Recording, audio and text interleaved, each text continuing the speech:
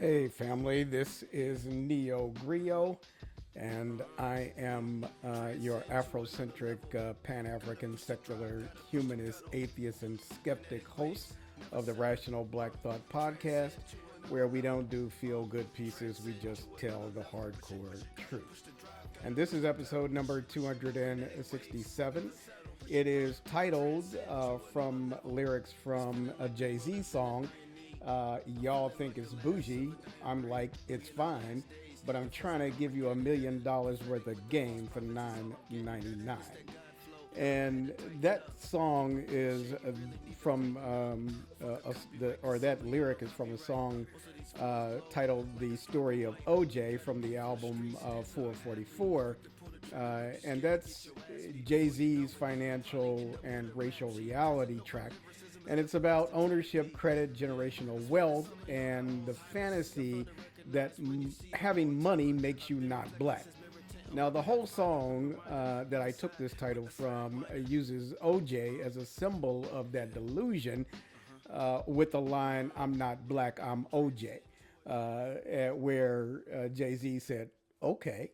And the video leans hard into America's racist iconography to make the point really sting.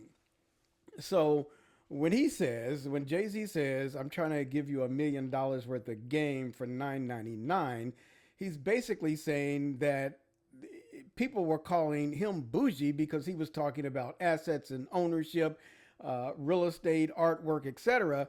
But what Jay Z was saying in response to that is, I am handing you life changing economic strategy for the price of a cheap product. All you have to do is just listen to it, and it's a value proposition that he's presenting, and that value proposition that he is saying is to stop being entertained by what he says and to start being equipped and learning from what he was saying. And so JC says it's $1 million worth of game, and I feel like I'm giving you more than $1 million worth of game. And I'm doing it for free. You don't even have to pay for it because I'm talking about not just generational wealth, but generational power in the black community. And if you still want to just treat it like background noise, well, that's on you, because the problem isn't the price that is too low. The problem is that we as a people keep refusing the lessons that would make us dangerous in society. And so the the bottom line is, free doesn't mean that it's worthless. It just means that I am removing the excuses that you might have not to be able to gain access to information that could change your life. So anyway, let's go on to the intro, or to the agenda on what we have on our plate for this week. We have a quote coming up, and the quote is from Bell Hooks. And I'm going to talk a little bit more about Bell Hooks when I get to the quote of the week. She is someone that I became aware of after her death. I wish that I had been more aware of it before, because she was extremely poignant in the points that she was making, and provided us with very, very good information on what we need to be doing in order to make our lives better, not just personally, but for the entire community. So after the quote of the week, we'll get to unmasking the news. And what we're going to talk about is what the fuck is going on in Minneapolis now. And the subtitle of that story is When the State Lies First and Investigates Never. And this is related to now the second shooting of an unarmed protester, or not an unarmed, but he was armed, but a protester in Minneapolis, where an individual was doing nothing but executing their constitutional rights and was murdered by the state. After that, we're going to talk about a government of vibes and fake numbers, where Trump held a press conference this week and blew shit out of his ass, basically, as it relates to numbers. But of course, that's what the fuck he always does. And then we're going to talk about a recurring theme, unfortunately, And in this particular case, it's an update because I did a story about this some time ago, but this individual was still on the loose. But now the quote children's pastor end quote has been arrested, and I want to talk about though why it took so long in order to get this motherfucker off the street. And then after that, we'll end our news segment with some good news about a family that had a win, but that win is a blueprint for how we can move forward. After that, this is our week for Bible study, and actually, I think all Christians should listen to this episode of Bible Study with an Atheist.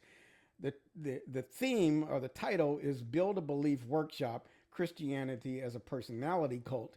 And if you listen to it, Christians especially, and you believe that I have presented some inaccurate information, then I want to hear from you.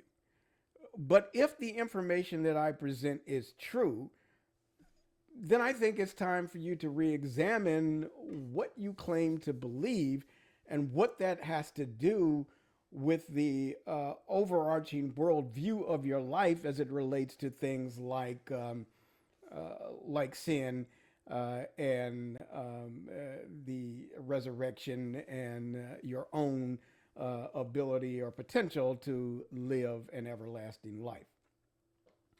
After Bible study, we'll reflect on the episode and have some calls to action, and then we will close out the episode for this week.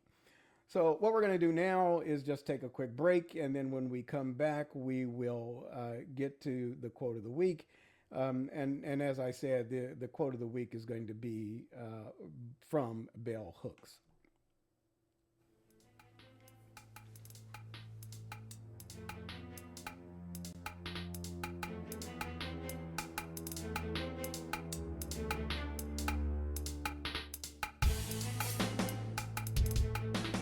All right, welcome back, and welcome to the quote of the week. And for the quote of the week, actually, I have two quotes. The main quote and then another quote that I located when I was looking for just a picture of bell hooks to place on my slides for this week. So the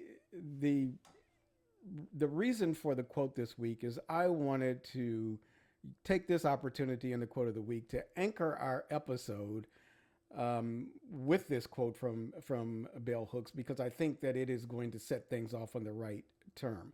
Like I said, I have a little bit more information I want to give you about bell hooks because I came to her a little bit late in the process, and I'm still trying to catch up. And just in case you are too, Bell Hooks was born Gloria Jean Watkins in 1952. She died in 2021, and she was an influential American author. Wrote many books, I think up to 50. She was also a feminist theorist, a cultural critic, and an educator known for analyzing the intersectionality of race, capitalism, and gender. And she was born under segregated Kentucky, where she adopted her pen name, Bell Hooks, in honor of her great-grandmother, and she used only lowercase. And there have been some quotes that I had before of her where I capitalized Bell and the last name, but that's not how she wrote it. She wrote it in all lowercase. And she did that to emphasize her ideas over her persona. She didn't want to make it about her. She wanted to make it about the ideas that she presented. And the quote of the week is this: critical thinking requires us to use our imagination, seeing things from perspectives other than our own and envisioning the likely consequences of our position, end quote. Now, I told you in the intro or in the beginning of this quote of the week that I also have another quote from her. And if you're checking this out on YouTube, you see it on the screen now. And I want to read that as well because I think it directly relates to and contextualizes this quote about critical thinking. And critical thinking is what I want to steep this episode this week in. It is our great need to be able to start to understand how to think logically and critically. Because if we continue to use faith in any of its iterations as an epistemology, we will continue to fail. But here's that second quote from Bell Hooks. Quote, I am passionate about everything in my life. First and foremost, passionate about ideas. And that's a dangerous person in this society. Not just because I am a woman, she says, but because it is such a fundamentally anti-intellectual, anti-critical thinking society. Bell Hooks. And the reason why I wanted to add that is getting back again to the title this week coming from Jay-Z. We live in a fundamentally anti-intellectual, anti-critical thinking society. And it's not just the inability of people to be intellectual or to act or think intellectually or to be critical thinkers. It is their aversion to it. It isn't just that people are inefficient or ineffective. They are anti. They hate critical thinking and intellectualism. That makes a person like Bell Hooks a dangerous person in that society. And I feel like, and not to say that I'm an intellectual because I don't consider myself one, but I do believe that I love critical thinking and I try to follow the scientific method of acquiring knowledge. So, but I think that makes me dangerous to those who would want to keep society as it is, but it presents itself as danger to the community I'm even fucking trying to help. Many of them resist with a vehemence the information that I am providing because they are so anti-intellectual and anti-critical thinking. But when people hear the term critical thinking, they kind of picture a cold robot running like logic and code. But that's not critical thinking. That's not what it is. That's just math. That's just math with an attitude. What Bell Hooks is pointing out in these two quotes is something that most people avoid because it is inconvenient. And that what they avoid is that real critical thinking is not just logic, though logic is a part of it, but it's not only logic, but it's also imagination. And when I say imagination, I'm not talking about the childish kind where we just sit around and daydream. I'm talking about the adult kind of imagination, the kind that forces you to picture realities that you would rather ignore. And let's just get to this and break it down. First, when we look at imagination is how you test a belief before you unleash it on the world. It is when you ask the question, if this is true, what else must be true? And I said a few weeks ago that was the first time that I started to come out of my Christian ideology when I said this is what I believe as a belief in God. And if that is true, then what else must be true for that to be true? And when I saw the disconnect between what must have been true if the God I believed in was true, is when I started to say, well, then that belief cannot be accurate. But you should ask then, if this is true, what else must be true? And ask, what does this produce? What does the idea that I am framing in my mind as it relates to a belief, what will it produce? What would it produce? A lot of people call their opinions principles and values, but they've never imagined the system that those opinions create when applied consistently. They stop at what feels good to them and for them and call it morality. So imagination is the first thing, and the second thing that Bell is talking about is perspective taking. And again, I'm not talking to I am not for both sidisms of anything. That is the furthest from my mind, and I'm not even talking about being fucking politically correct. But what perspective taking is meant to do is help you be accurate.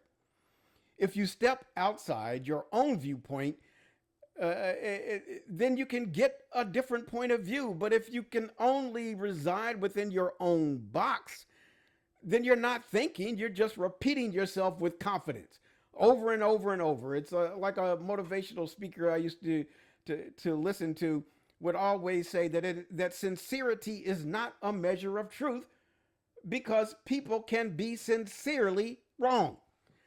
If you are not looking for other perspectives, you can be louder and louder and more forceful, but you may be wrong. You have to look outside of your own thinking. So perspective taking is how you catch the lies that you tell yourself and that you experience as just the default human experience. It's like they say, that a fish can't see water or doesn't understand the concept of water. They're in it all the time. If you need to move outside of your environment before you can actually start to uncover the truth. And it's how you stop confusing your comfortable position with the truth and with the way things should be. And the third thing that Bell Hooks talks about is envisioning the consequences. And this is where most people completely fail. They judge ideas by the intention of what they want to happen instead of the outcome they actually produce. They say, I meant well, as if the universe then somehow awards points just because you had good vibes. Consequences don't care what you fucking meant. If your position, your beliefs, your ideology predictably harms people, destabilizes systems, or reinforces injustice, then your position is not just an opinion, it is a weapon. And you don't want to admit it, but you're holding that gun and using that weapon against everyone else. So here's my critical my thesis as it relates to Bell Hooks' comments on critical thinking. Critical thinking is a disciplined imagination.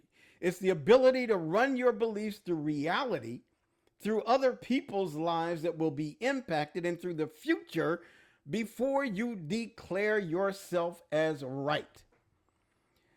And that's why it's rare, because it requires humility, it requires work, and it requires the willingness to be wrong. Most people would rather be certain than correct. And I don't know who said it, but one person said that it isn't what people don't know that harms us.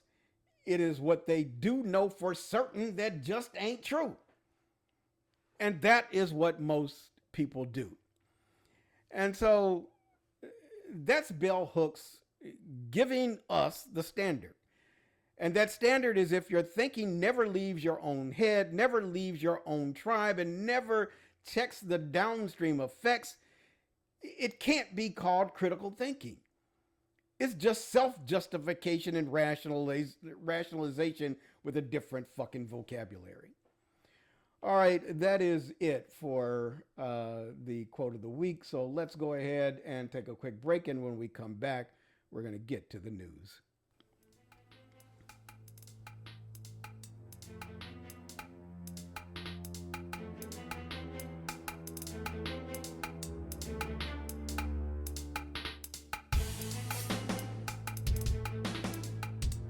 All right, welcome back. And welcome to the segment Unmasking the News. where each week I try to expose the truth behind the headlines, underneath the headlines, through the headlines, and highlight what matters for our community. And today, as I mentioned in the intro, we have 4 stories.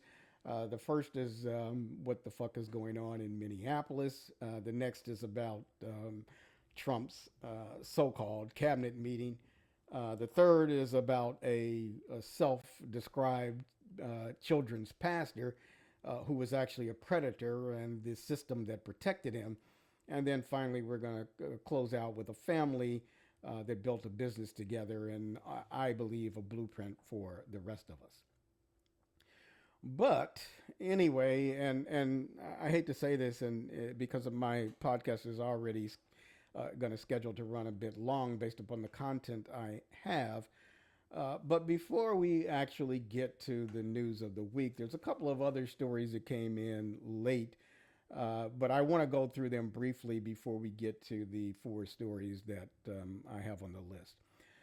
And what I'm going to do for these, the first ones, is just to review some videos briefly and then make a couple of comments about it as well.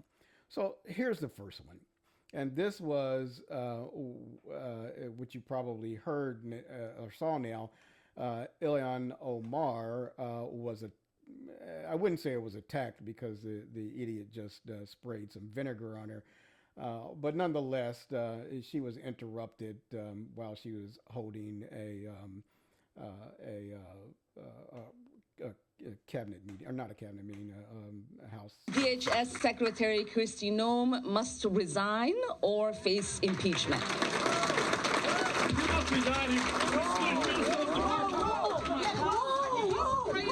Now, I'm going to pause here for a minute because the reason I use this particular clip is because it was the clearest example that I could find. That is the video is high definition and comes across really well. There is another angle which isn't so much that I wanted to show. Well, there's 2 reasons. One is because of the quality of the video. The second is because of what's going to come in a minute. But the other video, which I couldn't find a good quality version of, shows when you saw Ilhan Omar step forward, she actually went after the guy and held up her fist. And in an interview after the incident happened, she stated that the man who had sprayed this liquid on her was saved by the security guards, because she said, I was ready to punch his ass out. And that, I think, was important because it shows what kind of woman she is, someone who is steadfast in her belief and unafraid. And the other reason why I wanted to show this particular version is because of what comes next, and here it is. Fucking asshole.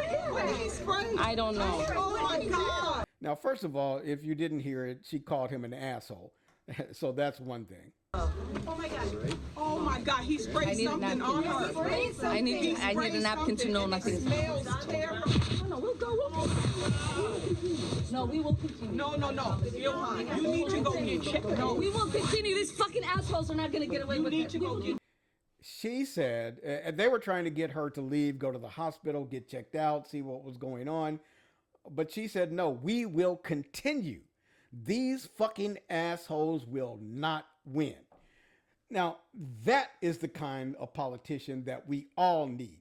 We need someone like Ilhan Omar who's going to stand up for us, speak the fucking truth, and dare motherfuckers that come up to her to stand in her face. If that bitch who sprayed that shit on her wanted to do that standing right in front of her, I believe without a doubt she would have beat his motherfucking ass, and he deserved it. Now, that's the first thing that went on. The second one is, if you haven't heard, Don Lemon was just arrested on some bullshit. And so I'm going to make a quick comment on that as well. As I mentioned a moment ago, got the indictment from a source on Don Lemon. It is still under seal. It's interesting, though. They're talking about Don Lemon being a part of in a conspiracy, that he met with the other defendants and that they were planning. They met at a shopping center for a pre-op briefing. It gets into quite a bit of detail in here, and it uses a lot of information from Don Lemon's live stream on his YouTube channel from before they got to the church. They say that he was gearing up for a resistance he was with an organization that was gearing up for a resistance operation against the federal government's immigration policies, and that he took steps to maintain operational secrecy by reminding certain co-conspirators not to disclose the target of the operation. Let's bring in the host of The Beat and MS Now chief legal correspondent, Ari Melber. Ari, I know we got you the indictment. What stands out to you?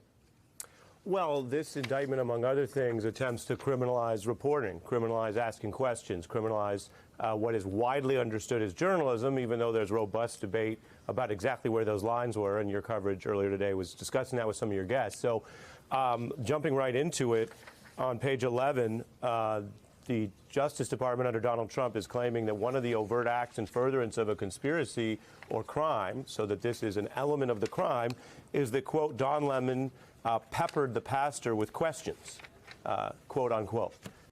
And I just want to end there because this is pure straight authoritarianism.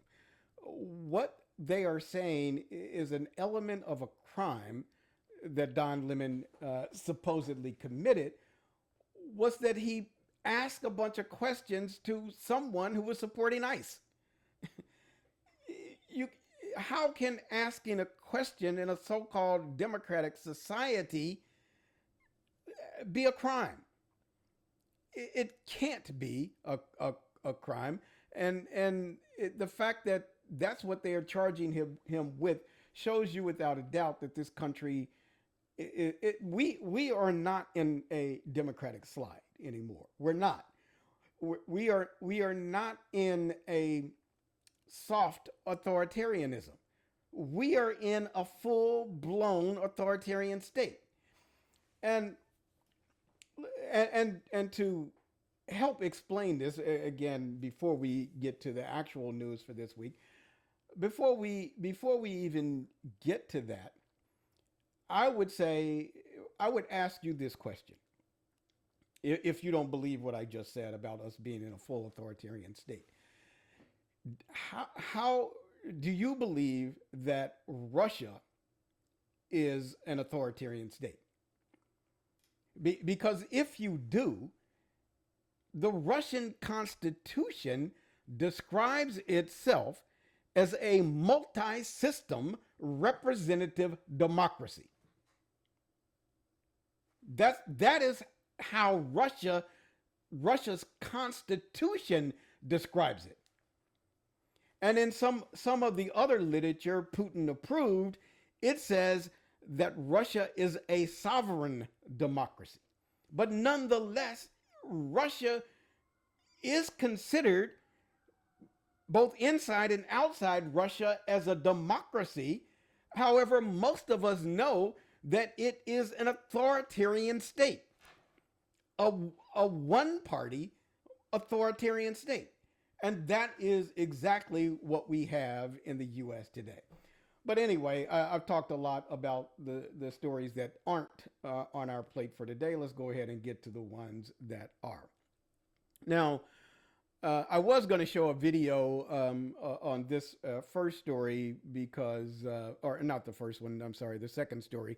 But anyway, let's go ahead and get to this. So what we're talking about is what happens when the state just shoots first, lies, and then investigates never. So Minneapolis in January looked like a city caught between two cameras. One camera was the state's pointed outward, hunting for angles that justify force, and the other was the public's pointed back, recording what people actually saw, which was what was actually going down. As you know, a woman named Renee Good is dead after an encounter with an ICE agent. The official story came fast, within moments after it happened, as it usually does. And the state claimed danger, split-second decision, self-defense. She was trying to run over them with a fucking car, bullshit. But local leaders watched the footage and called the story what it was, a cover story dressed up as a briefing. She wasn't trying to hit an ICE agent. She was trying to move away. and they shot her for no reason. But then the second one is even more egregious because Alex Preddy, an ICU nurse, he ends up dead too, shot by federal agents, two of them, in the same pressure cooker of a raid with protests, escalations, etc., where he was merely trying to assist a woman who had been pushed to the ground.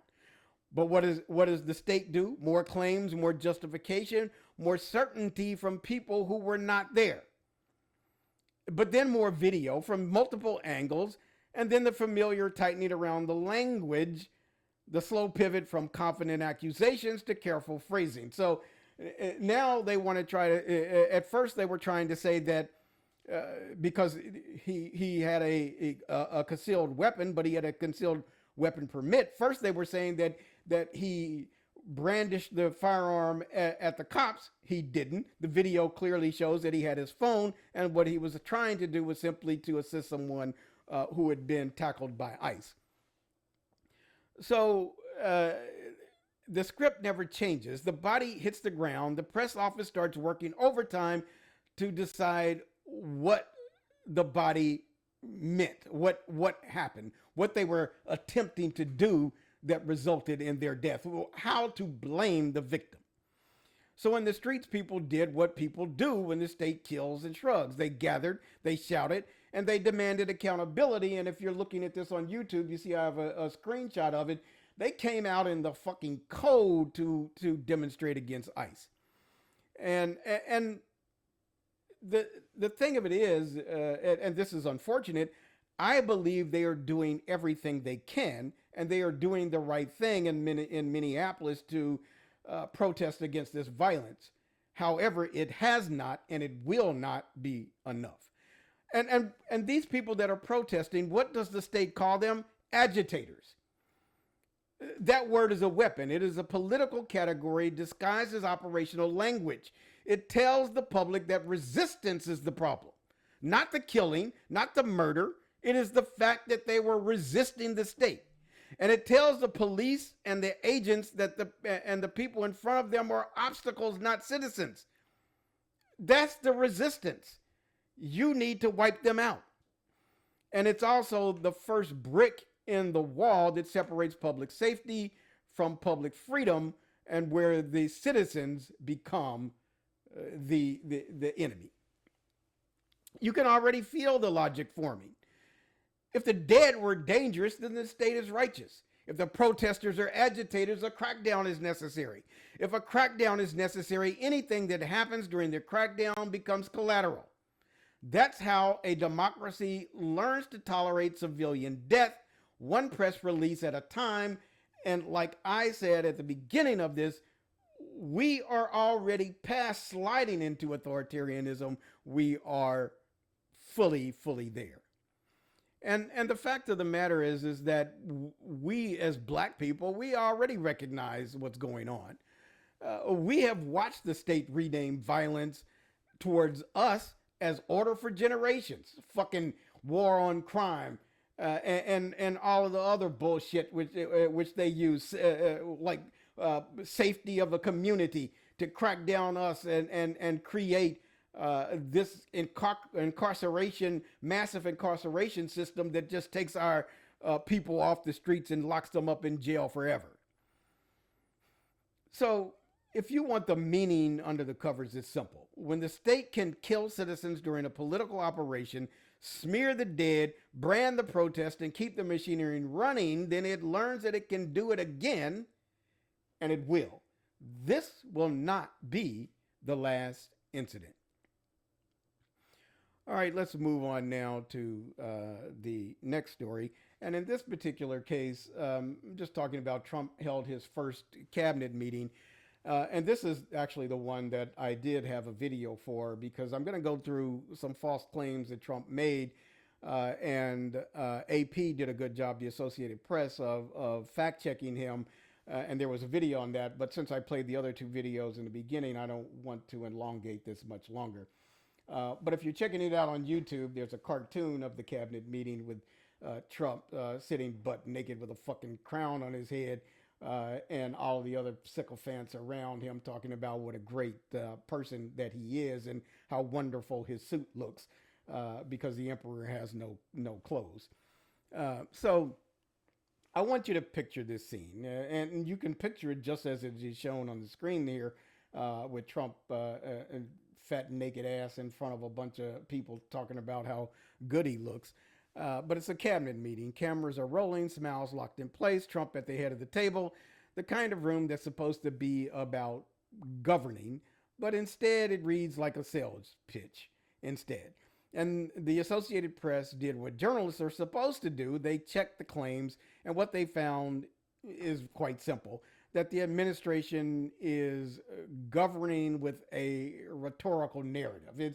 In other words, it's just a rhetorical story that's nothing but lies, and then the sycophants go back in and praise Trump for those. In this administration, facts are optional. The story is the product. And here's some of what I want you to keep in mind, and the phrase that I want you to keep in mind as we go through this is the confidence game. For example, Trump said during this cabinet meeting that $18 trillion is being invested now, based upon what he's done with tariffs and all that bullshit. 18 trillion. That is a number that is so big that it is designed by and of itself to shut your brain off. It is rhetorical amnesia. It is like you don't even want to question a number that big. But AP's reporting says that the White House website itself lists a much smaller number, I think like 1 trillion or 6 trillion, I don't remember the exact number, but much smaller than 18 trillion. And even that number appears to include commitments that were made before Trump even started his term. So he's taking credit from shit that Biden did. They also cite research suggesting that a large share of those headline commitments more than likely will never even show up as real investments. It's just rhetoric. It's just bullshit. So what is this? It is a classic move. Say something too large to interrogate, and then let repetition do the rest as more and more people fucking report on it. Then Housing Secretary Uncle Scott Turner, he jumps in and credits Trump's policy, and he said it that way. This make me use some language that I don't typically use. He wants to jump in and kiss Trump's ass and says, because of you, Mr. President, December home sales, the number itself, he talks about how far it jumped up.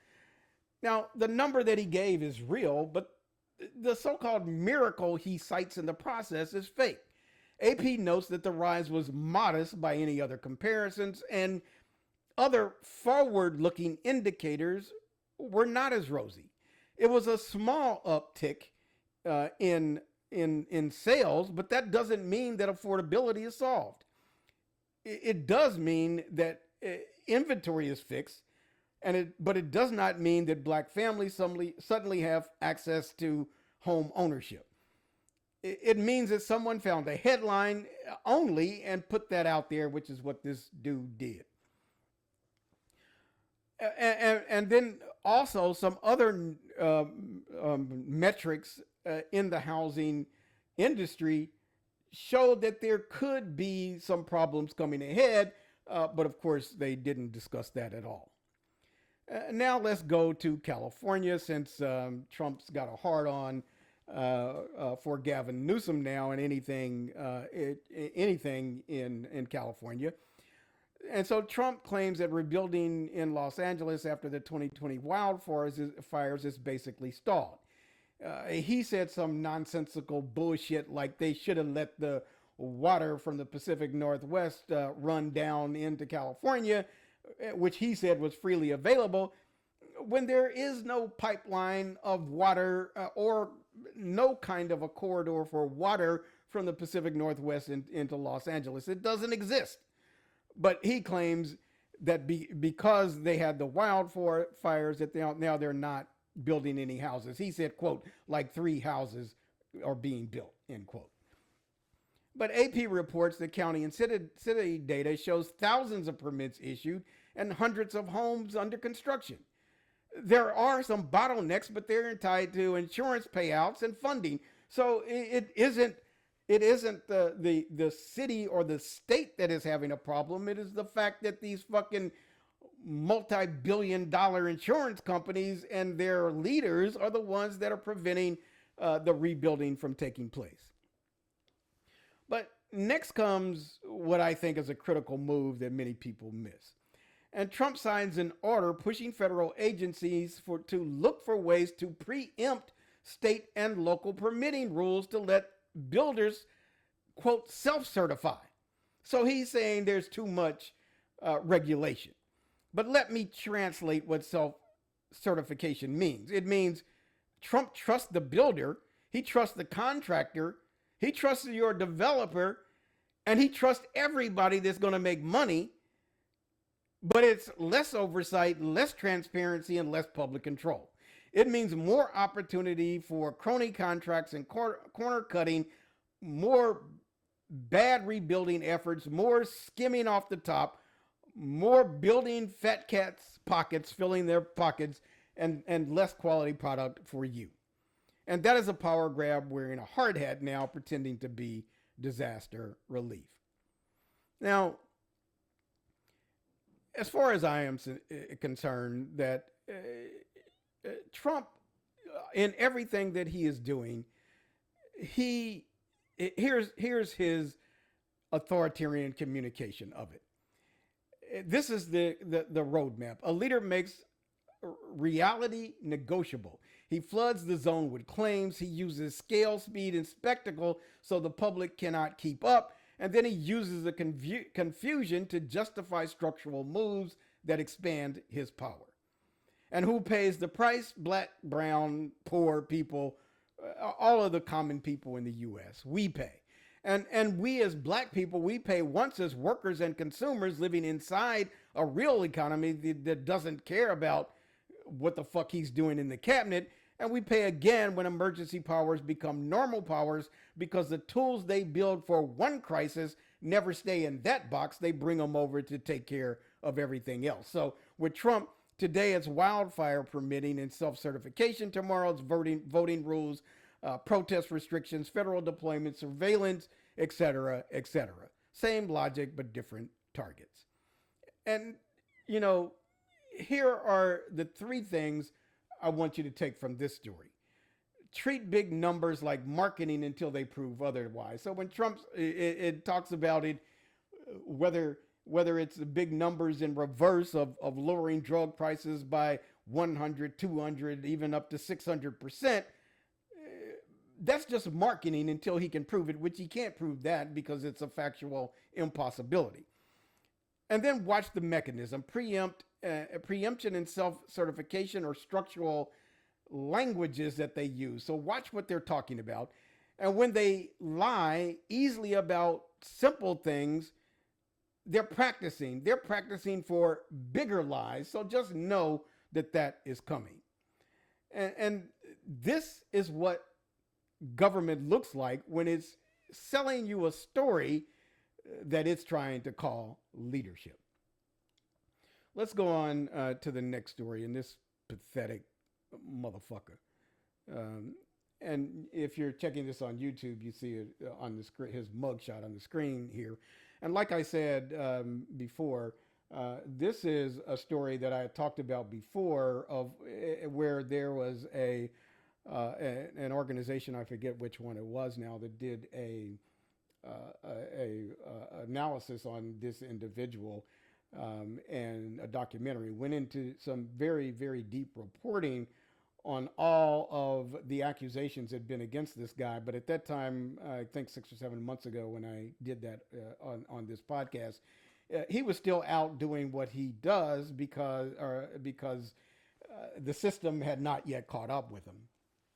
But in this case, I would say there is a particular kind of evil that only works when a whole system agrees to look away.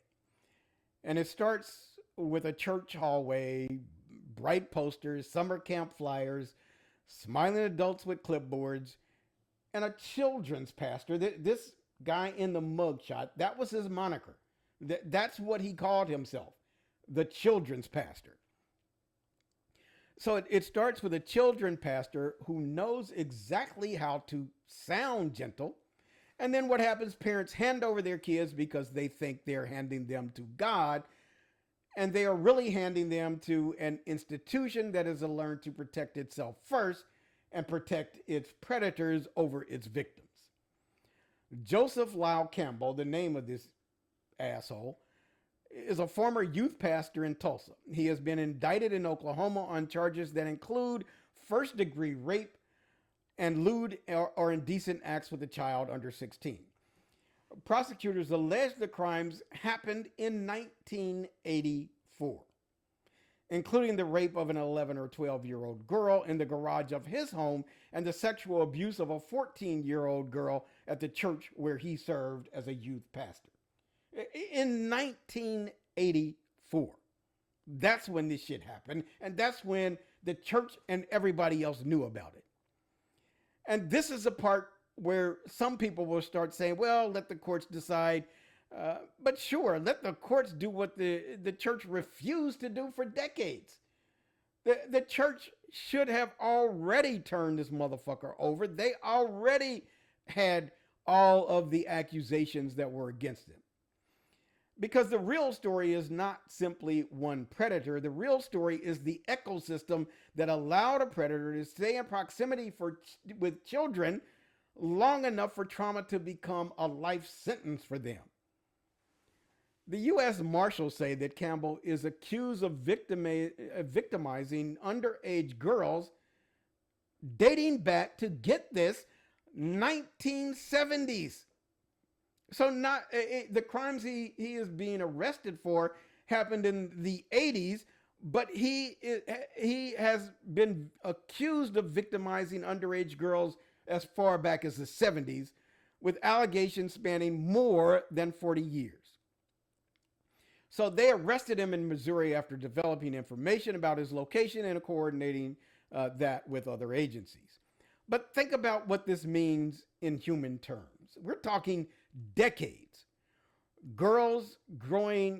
Little girls, young girls growing up into women, carrying the injury with them throughout their entire lives.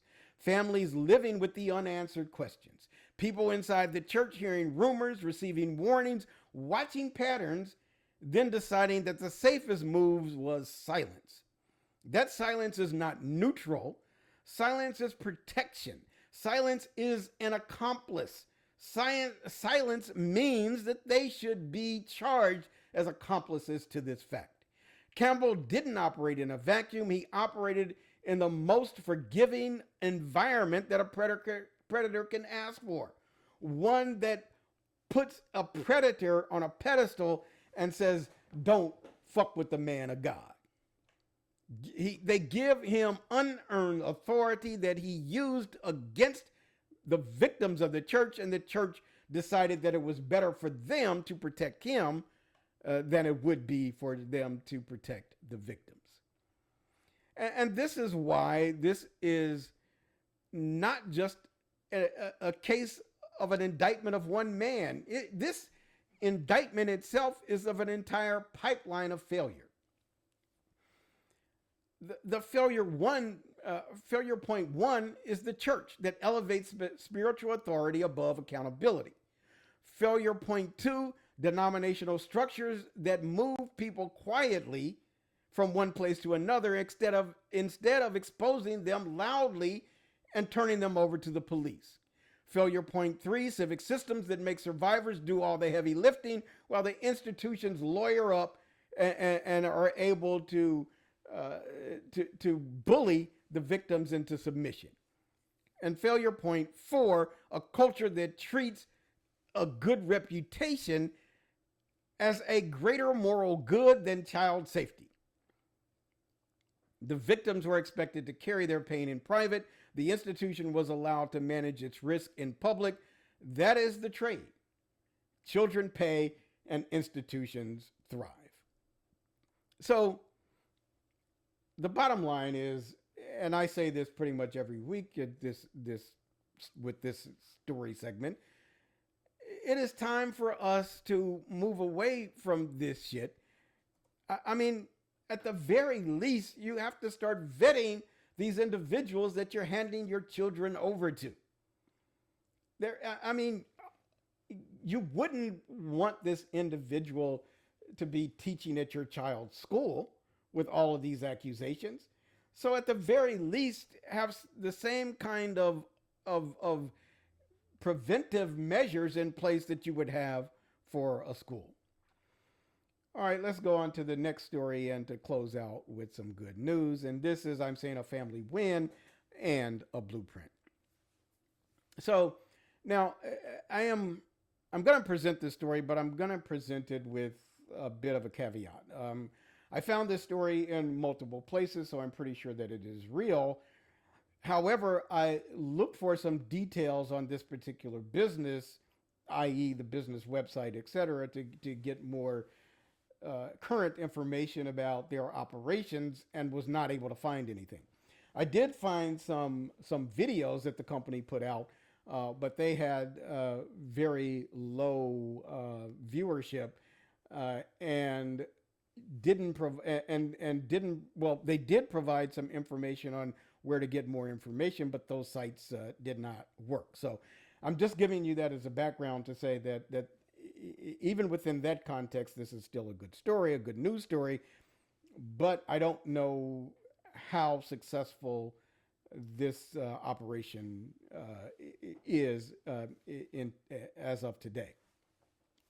But blackbusiness.com and Black Enterprise both reported that Gregory Bernard Cherry and his three sons built UMYO. And UMYO is an acronym for Unmasking Your Opinion. So it's the UMYO network, or the Unmasking Your Opinion network. A community-driven digital ecosystem designed to prepare everyday people for the AI and automated economy. Now, what they were doing was selling memberships starting at a low $5.99 a month, and they describe an expanding network of 50 plus digital hubs. And I was able to find some individuals who said that they were part of that digital hub, but again, I was not able to find any information in getting into the details of what they were doing within the context of that hub. But the hubs are meant to connect education, business tools, and income pathways for the members. Now, here's why that matters. America will clap for a Black family building something together, but then go right back to starving the Black community of capital, bandwidth, and ownership. And so you can see, if you're watching this on YouTube, the picture of the Black father and his three sons, very impressive looking young men. And I think that a Black man getting his family into a business is a perfect blueprint for what we need to do in our community. But America, even white America, will clap for that, but that doesn't change anything. But in this particular case, the applause is cheap. The value here is structural. So UMYO is a case study on how to build power in the modern economy, which is, they did it in doing several things. First of all, they aimed at the real battlefield, which is ownership in a tech economy. So AI and automation are not abstract. They are reorganizing labor, reshaping who has leverage, and deciding who gets left behind. When you can't own the platforms, if you don't own the platforms, then what you're doing is renting your survival from people who do. And so UMYO's framing is the correct one. Build a digital ecosystem that communities can plug into. Create entry points for people who are not engineers and not venture-backed, and give folks a ladder that is priced for the working class, not just for the professional class. So the $5.99 a month entry fee into an ecosystem of value is the right approach. And then number two, the second thing they did well is they're framing how Black power should look in 2026. Black power is infrastructure. It is. It just is. There's no getting around it. We cannot have black power with culture only. And culture is important. Don't think that I am not saying that. Culture is important. Culture is important. Knowledge is important. Our history is important. All of that is important. But power is going to come from land, from infrastructure, from owning companies, from owning the bandwidth. It is going to come from banks, from owning co-ops, from food banks, food co-ops, from clinics, etc. It is structural. We have to be structural. And black power then is the boring work of building the rails. And a low-cost membership model matters because it answers and reopens the same question every movement has to answer, which is, how do you scale beyond a few? So if you can price your infrastructure that you own in a way that people can have easy access to it, then you can start to scale and the value of that infrastructure increases. So if you want a nation within a nation, you need training pipelines that prepare people for the real economy that we have to deal with today, not what we had to deal with in the past. Platforms that don't treat black people as only users and data, digital hubs that function as local nodes of competence and commerce, and a strategy that does not depend on permission from hostile institutions. That is the blueprint.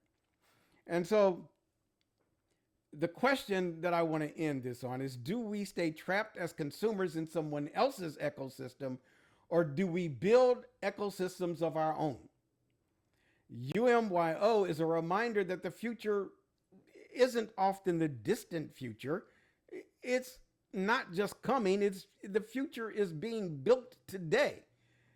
And either we will own a piece of it, or we're going to get managed by it and find ourselves in the same position that we find ourselves in today. All right, that's unmasking the news. Let's take a quick break. And when we come back, we are going to give you at least what I think is a Bible study that should end all of the Bible studies. I shouldn't even have to give you another Bible study after this. So here's the break. Come back and see what I mean.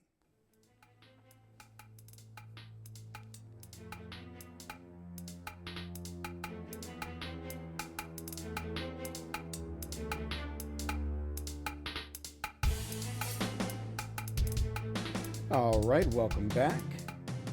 And welcome to Bible Study with an Atheist, where our topic is today is to build a belief workshop. And you'll see what I mean by that now. And the subtitle is Christianity as a Personalized Cult. And here are the themes that we're going to talk about. First of all, modern Christianity has crossed a line that Christians don't want to talk about. It has gone beyond the lines or the barriers of a structural religion and become something completely different. Christianity, and I am saying this definitively, and this Bible study will prove it beyond a shadow of a doubt, Christianity has transcended religion and has become a personalized cult. It is a completely subjective philosophy that has no guide rules, no rules whatsoever, and just merely a melting pot of or buffet of sayings, of memes and hashtags that you can pick from in order to frame whatever you want to frame as your own personal belief system. We're going to talk about the science of belief. Why do humans believe in a God anyway? Why are humans prone to believe in a religion? And it has nothing to do with the truth of a religious ideology or perspective. We're going to talk about why Christianity now is atomicizing the psychology of personalization. That's what autonomizing is. It's the psychology of personalization. It is the natural evolution of Christianity as a religion as our modern times evolve. Then I'm going to provide definitive proof that Christianity now means whatever the fuck your tribe wants it to mean. And then I'm going to answer the question, so what is Christianity now? So that is what we're going to be talking about in this Bible study. Christianity is a personalized belief system. It is no longer a religion. And to start with, the bottom line is this. Modern Christianity, as I said, has crossed the line that most Christians refuse to admit. It no longer functions as a religion. It functions as a personal identity kit. Scripture is no longer an authority. Scripture is the material that people use to build a self-image, justify their membership in a tribe, and manage their anxiety. That is why the word Christian has become one of the least informative labels on earth. It doesn't reliably tell you what someone believes, and we're going to get to this in a minute. There are people I could put side by side who you would look at and say that they are diametrically opposed to one another in every facet, and they both would claim that they're Christians. Both of them.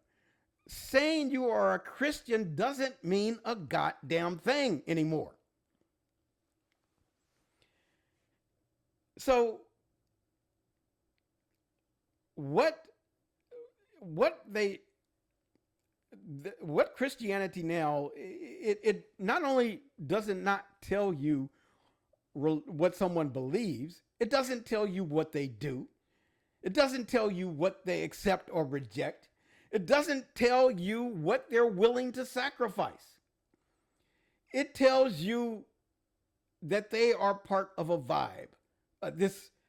This super ideology or super meta religion of Christianity. They are a part of that high level ideology. From a cultural perspective, from a cultural location and a social posture, not as it relates to a core set of beliefs and doctrines that fit into that their life fits into and molds their life. When I was growing up, when someone said they were Christian, depending of course on the type, but you could pretty much tell who they were. The Baptists were a little looser. The Apostolic Pentecostals, the Church of God in Christ, etc., were a little more serious, but you knew what Christianity meant. You knew what they believed. You knew they believed that you had to be baptized. You didn't know how, because that differs, but so you had to be baptized. You knew that there were certain precepts and principles that you had to live by in order to go to heaven. Otherwise, they knew for a fact you were going to hell. Nobody knows that anymore. Talk to any of these Christians out there. They don't know that. They will tell you, I can't say you're going to hell. And I used to think that was because they were no longer willing to be as harsh, because they were trying to soften their Christianity, but that's not it.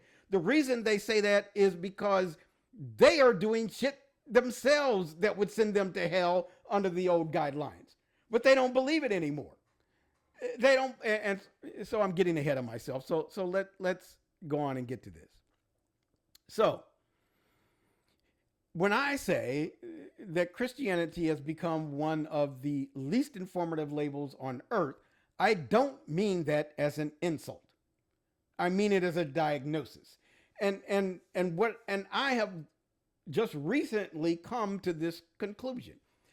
So let me give you a little bit of background on how I did come to this conclusion. One is from a listener and a relative of mine who responds a lot on the YouTube version of my podcast, and she had sent me a note saying that, and I'm not reading it directly, so this is a paraphrasing, but she was saying that she appreciated the fact that I provided the religious context or the religious ideologies in the podcast, though she didn't always agree with me. Now, she's a Christian.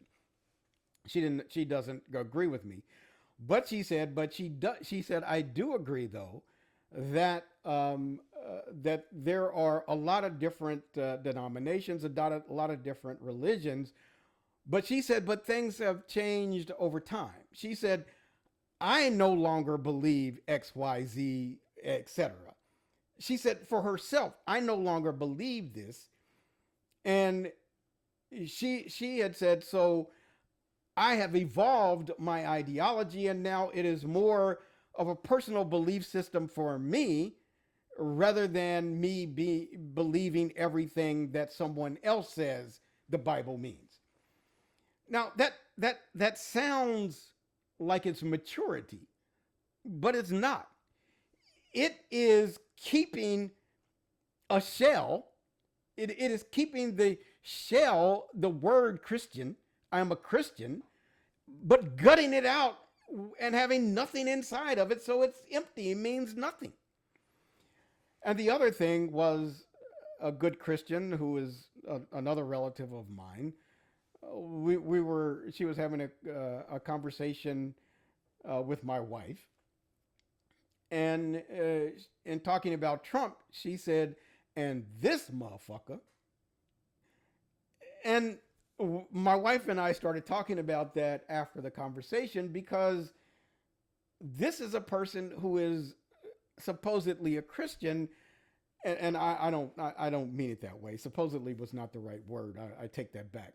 But this is a person who is a Christian who in the past would have said that using that language was against God, but who now uses that language with impunity. It doesn't affect her in any way to say that.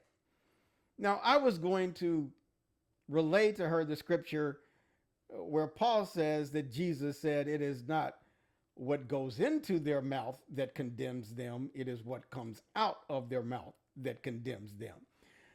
But I let that slide.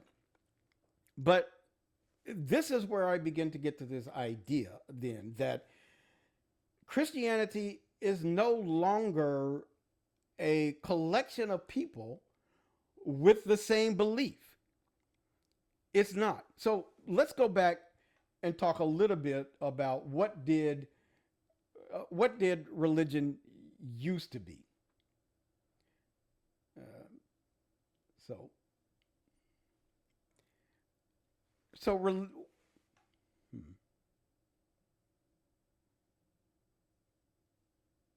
All right, I seem to have missed that slide. Sorry for that.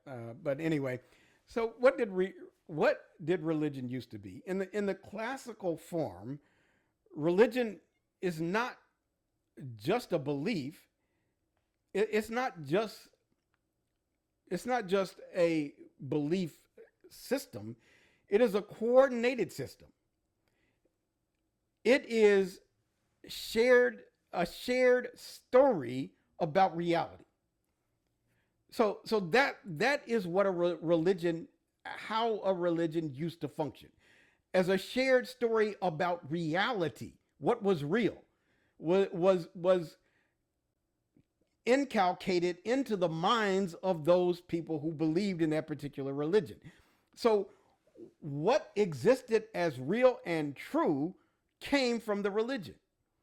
And in the case of Christianity, when the Bible said that God created the heavens and the earth in 6 days and rested on the seventh, that was a fact. That was reality.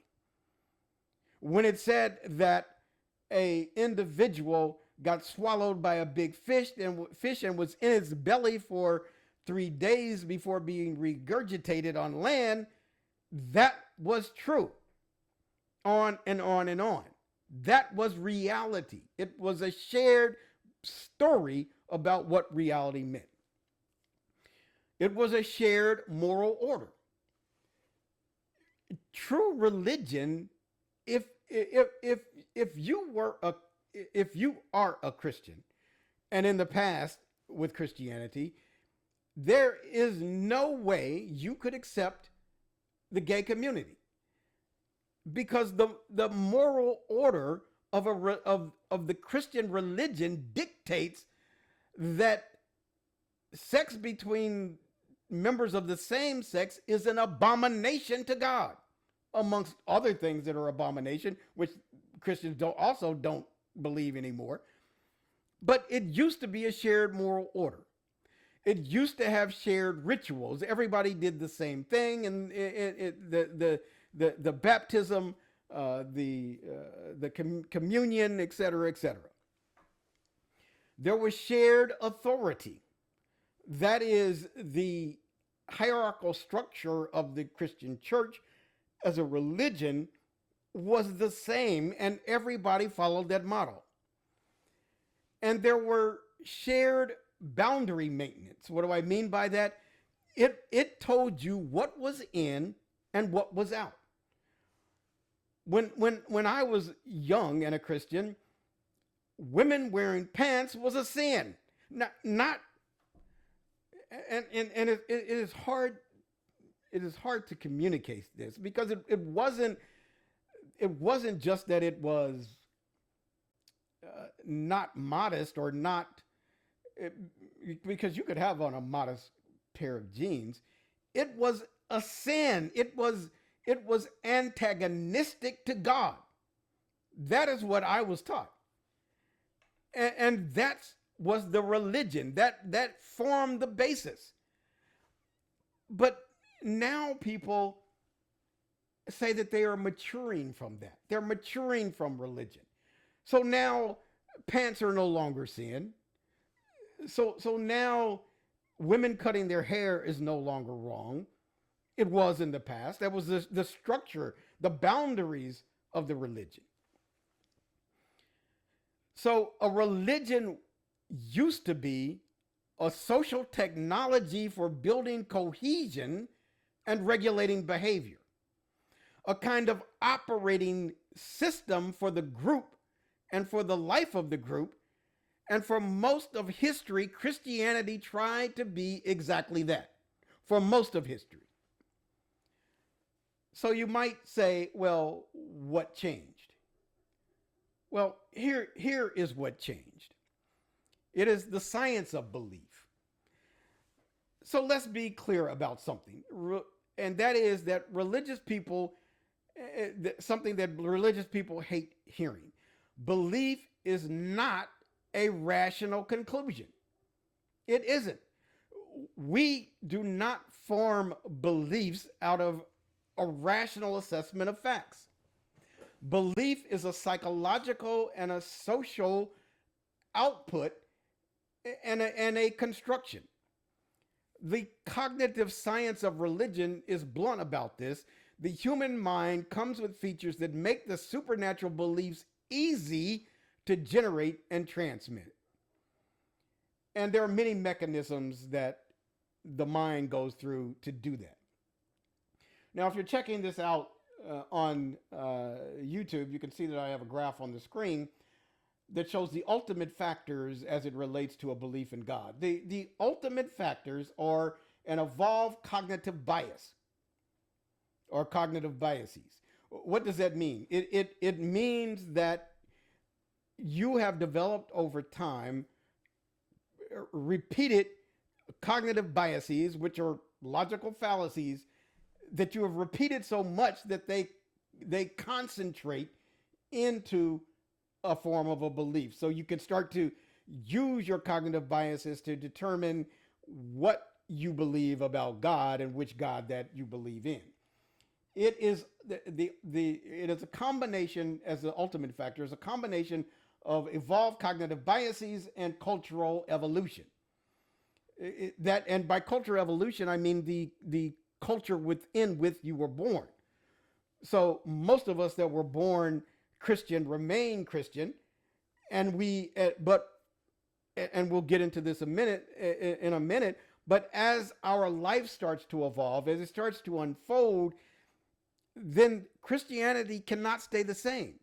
The Bible says God is the same today, tomorrow, and forever, or whatever the fuck it says, today, yesterday, and forever. But that's not what happens. We change because the box that religion was 50 years ago can no longer constrain us. It can no longer hold our life. Now, there are some proximate factors to religion as well, which is cognitive, which is what most people like to say, is that they believe that their move to a belief in God was based out of cognition, which was based on their rationally analyzing the facts and coming to that conclusion. No, that's not what happens. That feeds into a belief in God, but it is superseded by evolved cognitive biases and cultural evolution. But the next proximate factors are the motivational factor and the social factor. So it is the group that you live within and your desires that you have in the way you want to live your life. That's what forms your belief in God. So here's the thing about humans that you need to know. We are wired to detect agency even when none exists. Humans have a bias towards seeing intentional agents behind ambiguous events. What do I mean? It is the formation of superstitions, as an example. Like split a pole and there's going to be bad luck, or break a mirror, or step on a crack. All of those things is somebody at one point did that, something bad happened. There was no causal factor related to it. It was merely incidental, but they looked at it as agency. Evolutionary, it is safer to mistake the wind for a predator than to mistake a predator for the wind. So when we see something moving, we can see it like a tree branch. We can say that it's someone trying to break in the house or whatever. This hyperactive agency direction makes gods and spirits cognitively neutral, unseen agents who did the thing. So we start to say that, especially in the evolution of the human mind, when there were things that we didn't know. We didn't know that the sun was a massive nuclear reaction based upon hot gases, etc. And we didn't know that the earth revolved around the sun. We thought it was a small fiery ball that rolled around the earth. And so we started to, since we didn't know what that was, we started to look at it as God. Getting back to the whole gods of the gap argument that a lot of people and apologetics try to come up with for belief in God. So, but those things become cognitively neutral because of our tendency to see agency where none exists. So when life is chaotic, uncertain, and psychologically loud, people don't move towards skepticism. They often move toward agency narratives. God's doing something. Satan is attacking. Everything happens for a reason. All things work out well for those who believe in God. So that's the first thing that happens in our brains, that we are wired to detect agency even when none exists. The second thing is that we remember ideas that are weird in a different way that we remember other ideas. So religious concepts stick because they're often minimally counterintuitive. They're familiar enough to understand, but strange enough to make it be memorable. For example, a man who is God, a spirit that speaks, a dead body that rises. And Pascal Boyer has written extensively on how cognitive favors this kind of transmission weirdness. And that matters because it means that religion isn't just taught by people, preachers and clergymen, etc. It's also sticky because it's just weird enough that you remember it. And then when going back to the first one, you start to think of agencies, that agency exists when it doesn't. So when people tell you, then when the pastor tells you, when the preacher tells you that if you disobey God, something would happen. And then when you make a sharp turn and have an accident or something like that, your mind goes back to what they said and you start thinking maybe that was God telling me that I shouldn't have been doing what I was doing. And then third, rituals are not pointless. They are the group glue. So one of the strongest scientific accounts of religion treats ritual as costly signaling, hard to fake displays that prove commitment to the group, which increase trust and cooperation. So when you pay a cost, whether in tithes or time, public devotion, as with the Jehovah's Witnesses standing on the corner, then you're broadcasting loyalty. So religion works even when the doctrine is fuzzy because the ritual is the social engineering. And that ritual is even coming to church and the way that they go about that with the structure of the service, with praise service and with the choir singing and with the preacher and then passing the basket and then the altar call. All of that is ritualized in a way to keep you coming back. And this is the last one, but this is one of the most important reasons because of it is death anxiety is gasoline for a worldview defense. It ignites it. Most of the people who are Christian, especially those who started to express Christianity later in life, do so because they started to be able to view their own mortality and became afraid. So terror management theory argues that awareness of mortality produces an existential threat. And people manage that by clinging to cultural worldviews that promise meaning, value, and some form of symbolic or literal immortality.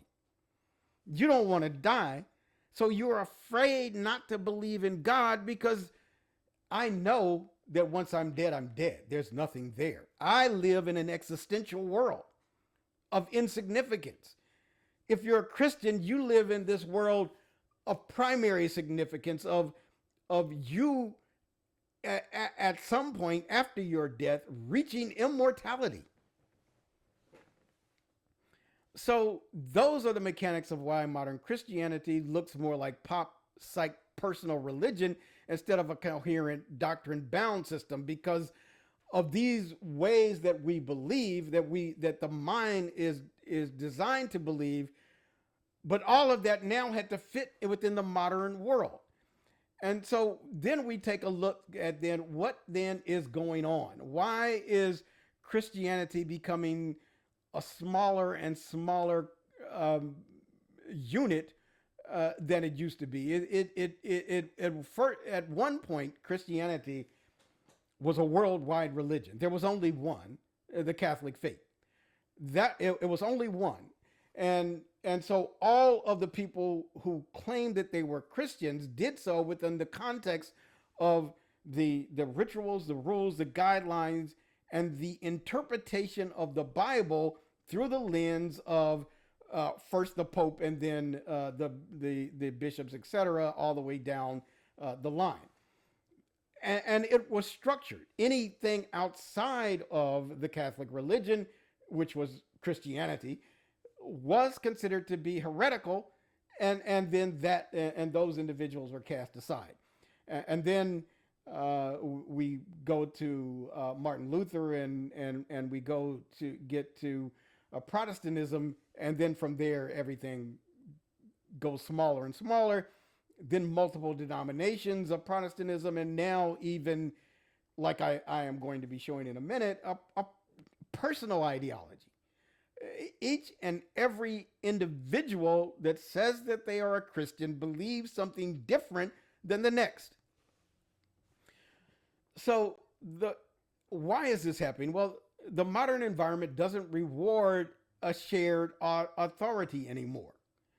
It rewards identity performance. It rewards you going to church and pretending to be a Christian. It's this performative feature of religion now, or of what is supposed to be belief, because that's what the environment calls for. It's no longer calling for you.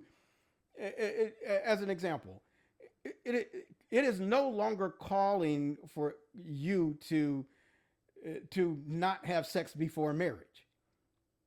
That is not what the modern environment rewards. It rewards you coming up with reasons. Like, I've heard a lot of Christians say things like well, we're going to get married anyway, so, and God knows that, so sex is okay. And they say that some of them will say, yes, this is a sin because we're not married, but at the same time, I'm going to repent tomorrow and God's going to forgive me, so it's all okay. But the religion before used to have boundaries around that. Premarital, extramarital, postmarital sex was an abomination. It was fornication. It was not to be done. No longer, because the modern environment doesn't reward that. And here are the attributes of the modern environment. First of all, it's identity protective cognition. Identity protective cognition. Belief as a tribal self-defense.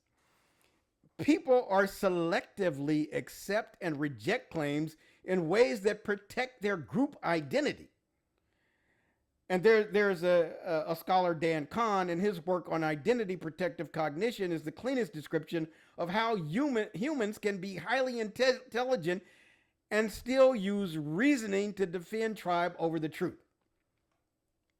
And here's how this manifests itself in modern Christianity. You don't interpret the Bible to discover what it means. You interpret the Bible to preserve belonging in your group, status in your group, moral self-image in your own mind, and political alignment. So you interpret the Bible to reflect who you are. The Bible is no longer a contextualizing feature for you. The Bible is merely your way of projecting yourself into it and seeing it reflected back into you. That is why the same Bible can be used to sanctify opposite agendas. Not because the text is magical, but because people are subjective. The second thing is that dissonance reduction happens. So when scripture clashes with your desire, your wants, then scripture loses. It's point blank.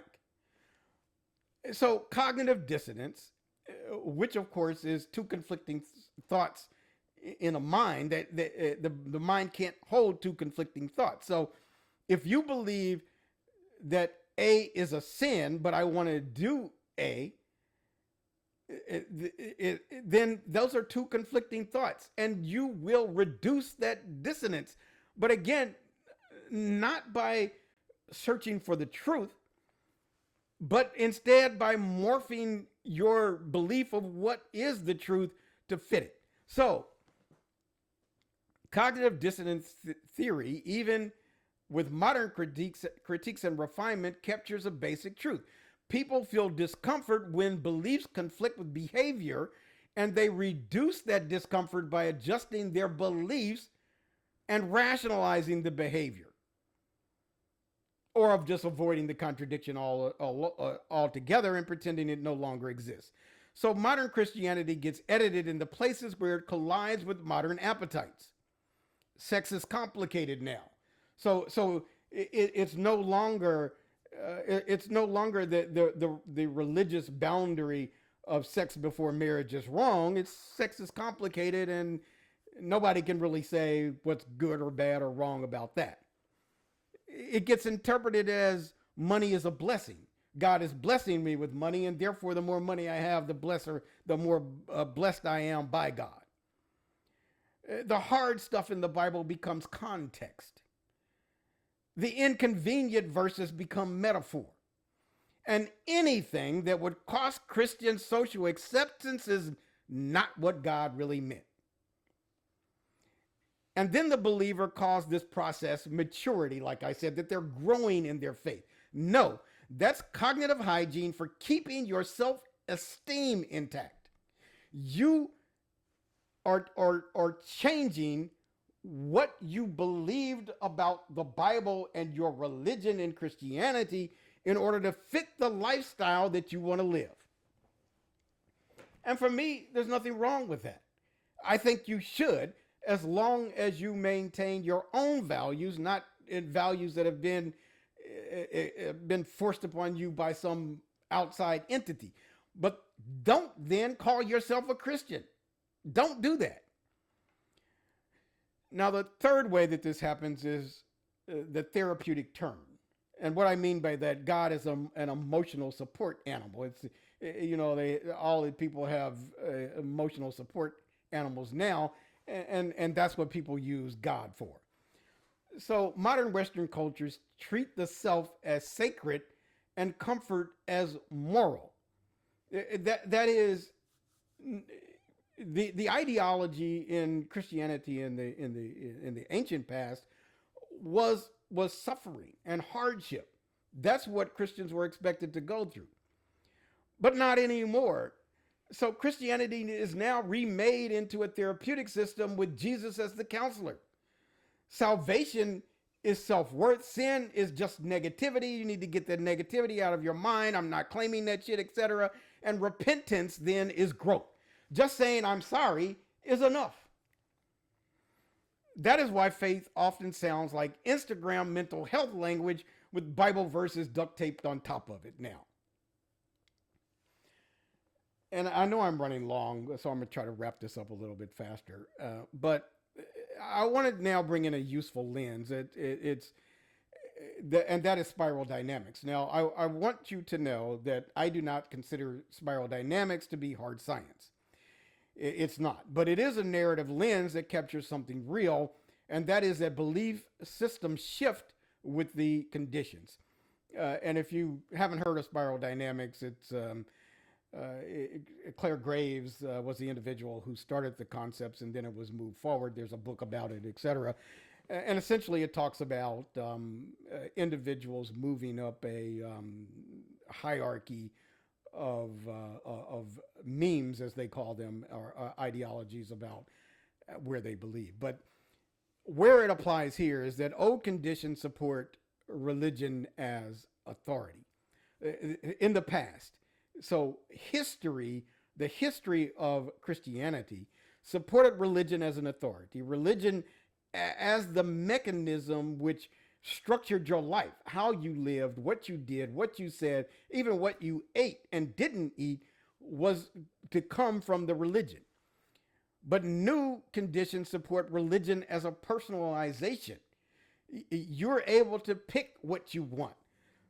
So now if you want to eat pork and you're a Jew, and we're not talking about Judaism, but you can probably do that through the new conditions. But in the specific case, modern Christianity becomes a code switching machine.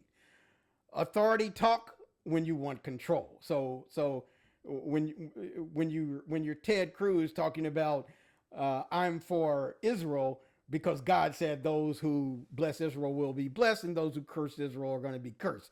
So you want control, then that's authority talk. You want inclusion talk when you want acceptance. You want prosperity talk when you want money, the prosperity gospel. You want persecution talk when you want moral immunity. And so you get all of this, but it's the same cross, just different marketing depending on what you want. And so let's bring this down then to the bottom line. And this is the proof. Christianity now just means whatever you want your tribe, whatever your tribe wants it to mean. And this then is our strongest diffusion argument.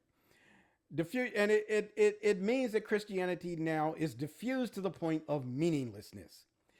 If Christianity were still functioning as a shared interpretive system, then Scripture would constrain behavior and narrow beliefs. But instead, it justifies everything. As an example, white supremacy with the Bible in its hand. There are explicitly racialized Christian movements like Christian identity and Christian nationalism that pre-purpose Scripture to mean sacralize hierarchy and white dominance. It's there. They can find it. And this isn't ancient history. White supremacist movements in the U.S. have long blended Christian symbols with political violence and racial terror, including the Ku Klux Klan. But on the opposite side, black nationalist streams with the same Bible. And if you're checking this out on YouTube, you see I have some of the Hebrew Israelites. They use biblical narratives to ground identity, destiny, separation, and critique of Western Christianity. But it's the same Bible, same text, opposite conclusions, diametrically opposed conclusions. Because the controlling variable is not the Bible. It is identity. It is what they bring to it, not what it brings to or constructs for them. It is a reflection of who they are, not of what the Bible says or what the Bible means. So when a religion cannot tell you what it is, then it becomes nothing. It's just a mirror for whatever you want it to be. And so now we'll close out with what is Christianity now? And the fact of the matter is this. And you can see, if you're checking this out on the screen, that I have, because what I am saying is that Christianity is now a subjective, personalized religion, as opposed to an objective, which it never could be because it's not objective in any way, shape, or fashion. But at least in the past, it pretended to be objective because it contextualized everything about those within it that considered themselves to be Christian. But now it is subjective. So what is the difference between subjective and objective religion? Well, let's just go to the differences between subjective and objective as a word. Subjective means information is anything that is based upon personal opinion, judgment, feelings, or point of view. That is subjective. Objective, on the other hand, would be information that is factual and based in observations and measurements. Now, religion was never objective, but it had presented itself as such. The information and facts were the Bible, and what the Bible said was a shared reality for all. But now it is subjective. It is based upon your personal opinion about what the Bible means. It is based upon your judgment about what the Bible means, and not just within your tribe, but you yourself. You don't believe in the same thing as the person sitting next to you on the pew on Sunday. You don't. It is based upon your feeling and your point of view. And so we get to this point then, that a religion that can mean anything to anyone is not a religion. It is a self-portrait. You've painted yourself, and you've painted yourself with God as the narrator. And modern Christianity has become the most successful self-portrait studio in human history. People walk in, pick a background, pick a filter, pick a verse, and walk out calling it the truth and saying they're a Christian. And now, I'm going to end with this. This is how you know if your Christianity is simply your subjective, personalized opinion of how you want to live your life. If your Christianity always agrees with you, always flatters you, and never costs you anything other than possibly tithes, that's not faith. That is projection. You are projecting yourself into the religion and saying that is the religion and singing hymns in the process. All right, I know we're running long, so that is it for Bible Study with an Atheist. Let's take a quick break, and when we come back, we're going to reflect and then have some calls to action, and then we'll close things out for this week.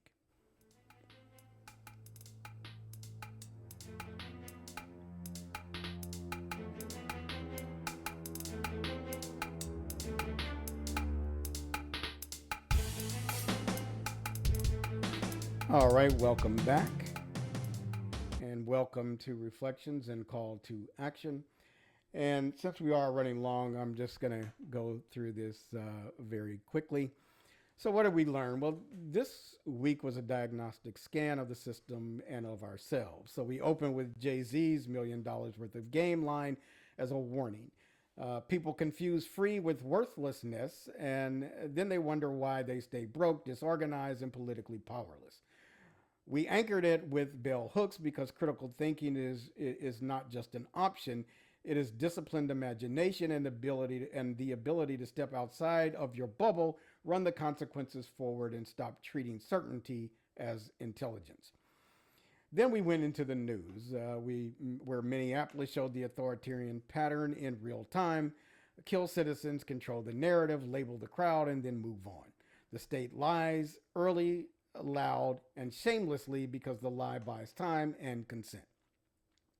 We reviewed Trump's cabinet meeting because it exposed that governance is just theater, big numbers, fake confidence, executive shortcuts, and then reality becomes negotiable and power expands while the public is distracted by slogans. Then we had the story on religious corruption, a so-called children's pastor accused of decades of abuse, and the whole machine around him working as a shield. And that was the ugliest theme of this episode: institutions protecting themselves and victims carrying the cost. But we did have a bright spot with UMYO, a black father building a digital ecosystems with his sons. And we closed with Bible Study with an Atheist and showed that Christianity has become a personalized cult, a build-a-belief system where scripture functions like a mirror.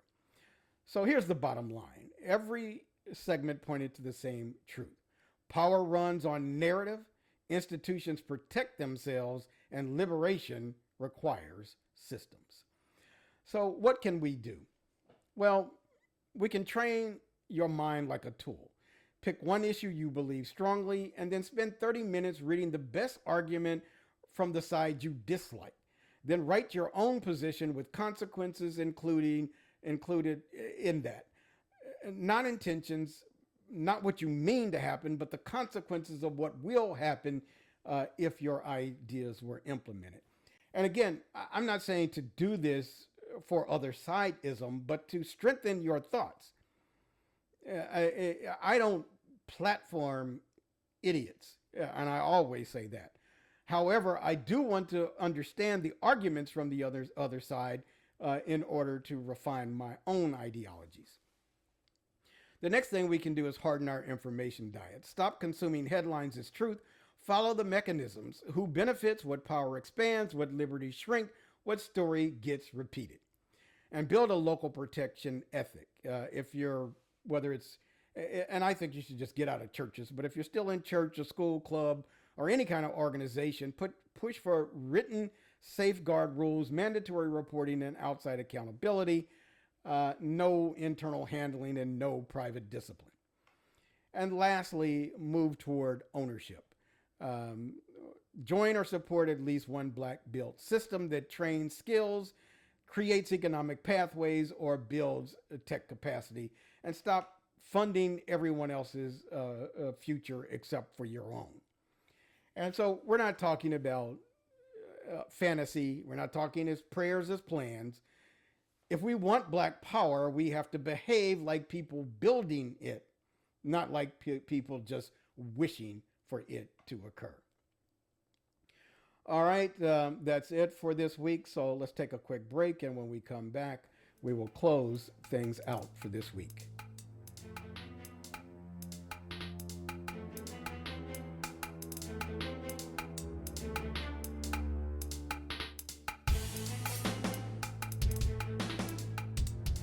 All right, welcome back, and welcome to the closing. So I just like to, first of all, remind you that if you have any feedback for this show, if you're watching this on YouTube, just leave your feedback there. If you are on YouTube, please hit the thumbs up, the like button. Also, subscribe to the channel. If you're listening to this in the audio format, send an email to feedback@rationalblackthought.com and let me know what you think. I'd like to remind you that the intro music you heard was Transcend by KIRK. The ending music that's playing in the background right now is Ending by Makaya Beats. I'd like to remind you as well that this podcast is available on Apple Podcasts, Google, Stitcher, Amazon, and a bunch of other platforms. But if it's not on the platform that you consume podcasts, send me an email to feedback@rationalblackthought.com and I'll try to get it added. And if it's a feature of your platform, leave me a review, preferably 5 stars. And now I would like to close, as I always do, with these words from Frederick Douglass. If there is no struggle, there is no progress. Those who profess to favor freedom and yet appreciate agitation are men who want crops without plowing up the ground. They want rain without the thunder and lightning. They want the ocean without the awful roar of its many waters. The struggle may be a moral one, and it may be a physical one, and it may be both moral and physical, but it must be a struggle. Power concedes nothing without a demand. It never did, and it never will. Thanks for everyone who is listening. Please reach out and provide feedback, and I look forward to seeing you again next week for another edition of the Rational Black Thought Podcast.